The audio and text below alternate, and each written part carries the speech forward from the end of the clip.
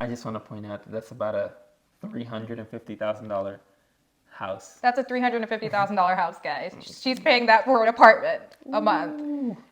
Whew.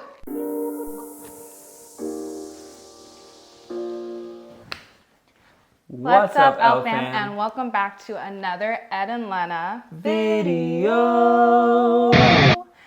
where we talk to you about life, money, relationships, you name it. Yeah, today we are talking to you guys about money from a millennial standpoint. So there's this cool, these episodes that CNBC Make does where they interview millennial people, millennial couples about how they're spending their money, like what their salaries are and things like that. So we thought it'd be really cool to do this reaction video for you of the most recent one, which is the living on $227K a year in London, England, Millennial Money episode. So we hope you enjoy. Hope you enjoy. Okay, so let's go ahead and get started. One of my goals has always been to live abroad. So when I got the opportunity to move to London, it was kind of a dream come true, even though it was somewhat unexpected. Wow, so she's 28 making $227K. That's amazing. Doing very well for herself. Yeah, and living in London, so that's pretty cool. My salary is comprised of both a base salary and stock and investments, which comprises of money that is paid in pounds, but also US dollars. Okay. It's good that she has investments and she's making money off of them already. Yeah, multiple streams of income is also pretty good. Last year, I was actually promoted to my current role as a senior operations manager, and I became one of the youngest senior operations managers here in Europe at that time. Hi, welcome to my living room. So this is actually a space that converts into a second bedroom when I have friends and family visit. This is my kitchen. I definitely spend a lot more time in this space now that I've been cooking more at home.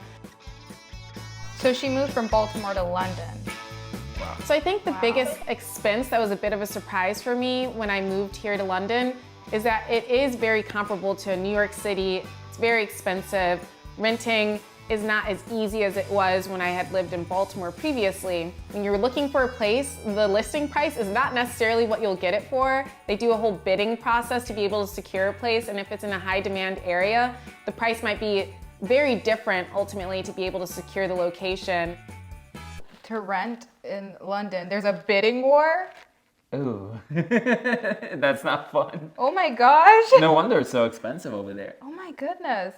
So it's like almost like when you're buying a house and like there's multiple people who want the house. Wow. But for rent, could you imagine? This one's going for $1,200, $1,300 to the highest bidder. Sold. Yeah. And she has a nice place too. So. And it's a really nice place. Yeah, whenever I see, I mean, I've never been to Europe, but whenever I see European houses or apartments on TV, they tend to look pretty small, and hers doesn't look that small. She said that she turned like a specific space into a second bedroom. Yeah. So and hers is still pretty small compared to places that you find here. Like even her kitchen for an apartment was relatively small for a high-end apartment, but it was still very nice. Yeah, that's true. It looked really nice. Well, it was $2,570 per month in American dollars.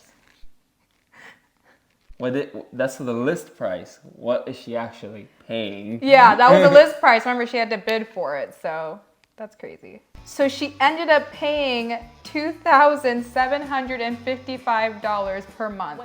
Now, I don't know anything about rent in London, but in America, that's a lot of money. I just want to point out that that's about a $350,000 house. That's a $350,000 house, guys. She's paying that for an apartment a month. Whew. What they wanted to see is that I could definitely pay my rent. So I ended up paying the first 12 months up front, and then after. She ended up paying the first 12 months up front. Oh my gosh. I was wondering if they were using her. What the heck? That something doesn't sound very right. Staying in the place for 1 month, I paid another 4 months. She paid $44,000 up front, guys. $44,000 is a BMW. $44,000 is what other car? 44. Forget about the car. That's a down payment to a house. That's a down payment on a house, guys. $44,000. Now, She put up front to live in her apartment. now we know this. She got money. Has The money. Lord has blessed her. Ultimately, that's obviously not something that's easy to do. A big part of being able to do that was getting some support in terms of what my relocation package was. My dad actually had a background of finance growing up, and he always would try to teach me best practices for managing money. Can we talk about that? How important that is to teach your kids? I mean, we don't have kids yet, but that's something that's so important, is to talk to your kids about how to handle money, like how to think about money. Because growing up and having a bad concept of money, if no one teaches you how to deal with it, then you could continue having that bad concept of money. Yes, and I mean, it's not teaching your kids about money. It's continuing. Like, let's say you're someone who doesn't have great money habits. It can continue poor money habits, not only for that generation, but the next generation and the next generation. Yeah. It's just so important to You have have to talk about sound it, yeah. Financial habits and principles. Yeah, very important. Saving, I actually started at the age of 5. When I had my allowance, I had to save 50% of the allowance that I made for college, and it really helped me not only see the value in kind of having this practice of saving some of your income for future things, but it also just allowed me to have a better relationship with money. So the relationship that she was taught to have with money is actually to live off of 50% of her income. Yeah, that's not bad. And so that's a great thing. I mean, even if you're someone who pays taxes, right? You have a job, you pay taxes. Mm-hmm. If you're Christian, you tithe. You're already starting off anywhere between, let's say, 20 to 30% of your income is going to another source. To be able to live off of 50% of your income allows you that wiggle room to say, okay, I have to pay my taxes, I have to pay tithes, I want to save some money. And so that already sets you up with the right expectations of what you can afford to live in. Mm-hmm. Because making $100,000 a year does not actually mean you're putting $100,000 in your pocket. Yeah, exactly. Yeah. One thing that makes me a little bit different than many students is I don't have student debt. That is awesome. We had to pause it right there. She doesn't have any student debt. Mm-hmm. Glory to God. Uh-huh. She is so lucky. Oh my goodness. Yes. That's probably one of the big. I mean, she said the main reason that she was able to afford paying the $44,000 in the down payment for her lease, or upfront for her lease, was a relocation package for her job. But one of the other reasons is, and this is probably what she'll mention about her investing, is also that's $50,000 to $100,000 plus that she, instead of having to pay towards school, she now had free, that she could go ahead and say, I made X amount of money when I come out of college. Instead, I get to invest that money and save that money. And her relationship with money made that happen, where she's not out, spending 120% of her income with credit cards. She's living according to her means. Right. Exactly. It definitely was made possible through some of the support of my parents, the saving that I had done when I was younger, and also scholarships. I actually moved here expecting to be spending more money and having a bigger budget for my day-to-day life, but what I'm finding is that because I'm in a pandemic, there's a lot less stuff to spend money on, entertainment, etc. So I actually end up spending about 40% less than what I had previously budgeted I love for. that she put in how much she spends for taxes, because people really do forget, how much they put in for taxes. Her monthly budget is almost $22,000 a month. She spends $3,500 in taxes. But what I love is that her investments are almost $11,000. Yeah. So they're almost exactly half of her monthly budget. Yeah, she invests half of her money. She's gonna be a millionaire. I mean, she'll be a millionaire. Especially since she's been doing this for a long time. it won't take her very long. It won't take her very long. Yeah, that's true. If she invests half her, if she's making, she said 227,000, and if she invests half of that for 10 years, she'll be a millionaire. Probably for 9. There you go, guys. So there goes the math for you. I would say the UK is a little bit more expensive. The big things driving that is my rent is definitely more pricey. When I was living in the US, I actually Airbnb'd out my second bedroom in the place that I was living in, so that covered the expenses of my housing and my rent. The other thing is that I have to pay something called council tax here, which is basically a tax for the services of my neighborhood. And then I also find that I pay a little bit more in utilities. My water bill is more expensive here, but outside of that, things are pretty comparable. Some of the other nice surprises is that groceries were way cheaper. You're able to get a good trip with just 35 pounds, whereas in the US, I couldn't get a decent trip until I paid at least $80. Last year, I became one of the youngest senior operations managers at my company, which is something that was extremely exciting for me, especially since when I started at my company about 5.5 years ago, I always saw this as a role that was kind of the I love to see Black, young, female, successful women. It's awesome. And from Baltimore, of all places too. And from Baltimore. It's incredible. So there you go, guys. You can do it too. And she started. She was at that company for 5.5 years, it's about to say. And she's the youngest. Yeah. She's the youngest operations One of the youngest senior operations managers there. That's pretty cool. And it's a good testament to just being steady, working hard. Because sometimes, people like to jump jobs, and there's nothing wrong with jumping. Yeah, being faithful and working hard in what you're given. Yeah, it just shows that's a good principle of not getting impatient, right? Staying where you are, learning, and growing, climbing the ladder. But everything at its time. Attainable, and I didn't really see people who looked like me doing this work. It was really just figuring out, how do I get there? How do I grow within not only my role, but as a leader? And how do I help other people also move into these spaces that maybe they don't see a lot of people that look like them? And that's kind of been a big goal of mine within growing within my career and hopefully bringing people with me. So I love that she said that. Mm-hmm. It's harder to advance in life if you're constantly thinking only about yourself. Right. Right? People generally, they gravitate towards people that are inclined to serve and that are inclined to give. And she's saying here, I wanted to grow into being a better leader. I wanted to grow into being the best that I could be. She wanted, a higher level position, and that, that's great. You should want more. Yeah. But with that in mind, that wasn't really the one and only focus. Her focus was, how can I be the best that I can? How can I serve others? How can I show others that these things are obtainable? Right, exactly. Previously, before the pandemic, I would try to go somewhere completely new at least 2 times a year. And I think one of the biggest things that's tough right now is I actually get more time off or annual leave here in the UK. And it sounds like a wonderful thing, but it's actually really hard to find time to use all of it. So right now I'm trying to figure out what a good problem to have. When you work at a private company in the US, it's a lot harder to have vacation days. And how I'm going to use the time, and I think it just might look different. It might be taking time off to stay at home.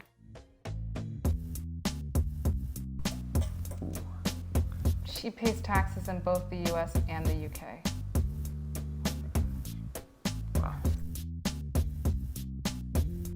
So that's good. She's very responsible since she's taxed both in the U.S. and the U.K.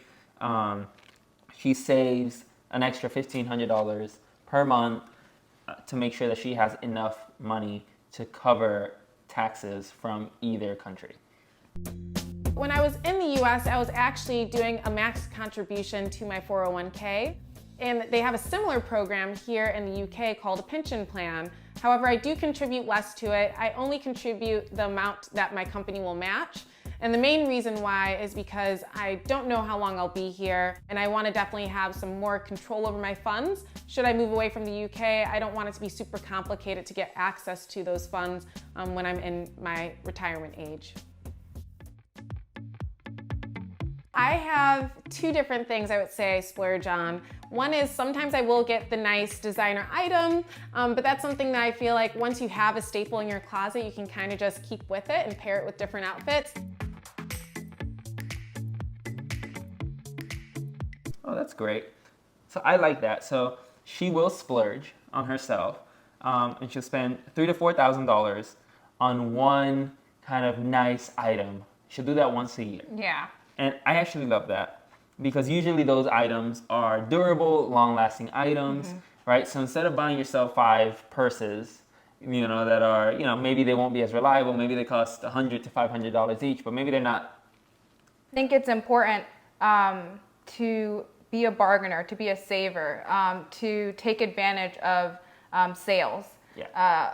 I have a friend, we both actually have a couple friend, and the wife told me, she was just like, I shop at designer stores, but in the sale section. Yeah. And I took that from her, and now I go to my favorite store, which I was like, I can't afford anything to get here, but once I go to the sale section and they have a sale on top of the sale, that's where I am. So, yeah. Yeah, and this is great. Obviously, $3,000 to $4,000, that's like I wouldn't say anybody that's like poor to spend $3,000 or $4,000 No. on a purse. This is splurging, but Yeah.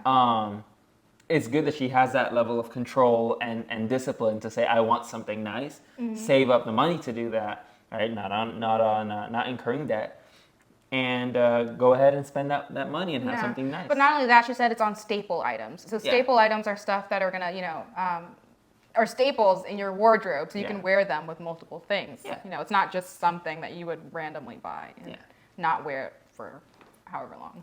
Yeah. All right.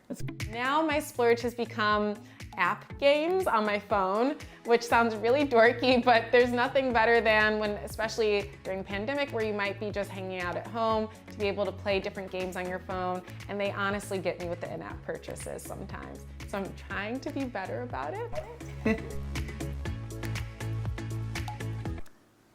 Now, this is her other, she's talking about the splurge. This is a good one. This is not a bad splurge. I mean, think about it. You make make $22,000 a month, and your guilty pleasures It's $15 splurge. to $25 a month. One of my personal goals is to hopefully figure out how to become a millionaire by 30 and buy a home by the age of 33. A big part of that is me figuring out how to perfect saving money. How can I allow the money that I make to work better for me to make more money? And hopefully it'll give me...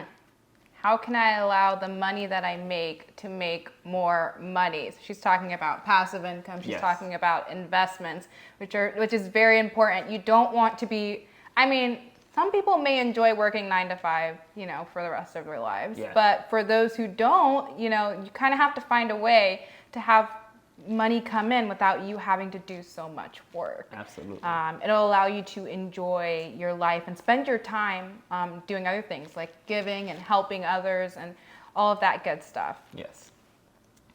Me the opportunity to achieve these things and show people that it's possible. And a big part of that is me trying to just kind of take some tips of how I made it simple for myself. And then I'm actually trying to start a website to help share some of those tips and tricks with others. It's called Mo Money No Problem, MoMoneyNoProblem.com. It's something that I'm pulling together to hopefully help represent women of color who are trying to do their thing in the workspace. I love that. See, so she's giving back in some way. Yes. There's this show we listened to, and there was this caller that called on, and he was just talking about how he makes a lot of money, and we know people that make a lot of money, and I guess some that aren't Christian, and once they make all this money, they don't know what to do with their lives because they're like, okay, I've done what I wanted to do, I got the job I wanted, I'm making what I want to make. Now what? Now what? And so the good thing about being a Christian is that, and I guess being someone who likes to give, is giving kind of helps you, fulfill that need, I guess, or whatever, I don't know. Well, so the thing with if you're a Christian, right, everything that we do is to glorify God. Exactly. So even the money that we make is ultimately to glorify God, and God calls us to be givers, right? So right? In her case, I don't know if she's Christian or not, Yeah. right? So she didn't talk about giving. She didn't talk about tithes. In terms of monetary yeah. giving. But I love that she's giving back with her time. She's giving back her experience. Yeah. And that is something that does matter and it does count. And so I love that she did that, or that she's working on that, and it's very good. I really like this one. Yes. There was one that we saw a few weeks ago that we'll probably do a reaction on. This was the first reaction for us, but we've Yes. already seen that other one. Let us know in the comments if you'd like to see that. Yes. Go ahead and like and subscribe. But yeah, we wanted to. Now her goal is to be millionaire by 30. I think she's on her way. And so she's on her way. She can definitely do it because she didn't say how much she already She had said in she said she savings maxed out her 401k in the U.S. in the U.S. She would do that yearly. Yeah. So she would do that yearly. Now she's doing that with that pension plan in Europe. She could probably do it, especially as her if she keeps doing that 50% of her funds plus what she already had in investments and savings. She could probably do it. I think she could. I think she's doing a really good job. Kudos to her. I'm very happy for her. And she's in private industry, so And bonuses she's in tend to come from in private industry. I mean, can we talk about that vacation days? I would love that.